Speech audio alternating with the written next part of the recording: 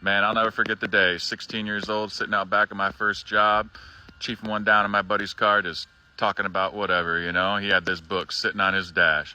I was interested. I started getting into history about that point in time, and I'd already been listening to, a lot of punk rock already and reggae and things like that. So I had started questioning the world around me quite a bit at this time in my life. So anyway, time went by a little bit, and I ended up finding it in the bookstore, and I decided to take it home. And it sat there for a little while, like I said, it was a little intimidating, but I started thumbing through it and realized, how much stuff was in here that they just don't teach us, and it's crazy now to kind of think back on it, and little things like that, how they shape your psyche and continue to make you into the person you are. Picking it up at that age definitely shifted my psyche to a point that opened me up to be able to go down that road, especially coming from the environment that I came from, which was super hard right.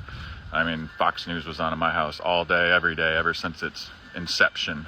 Anyway, I just picked up another copy of that book, which is A People's History of the United States by Howard Zinn, and I'm thumbing through it again and checking it out and just reminded of how much amazing information is in this book.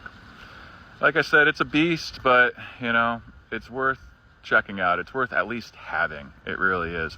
And if you don't like to read, then get it on audiobook, because that is reading. If books on tape are just as good as picking it up and putting it in your hand. So anyway, check it out, y'all. Whether you get it at the link from me and hook your boy up with a commission and have a hard copy, or go to the library or Libby or any audiobook, whatever you can do. Find it in a used bookstore, but the more people that read this book, the better our nation might be.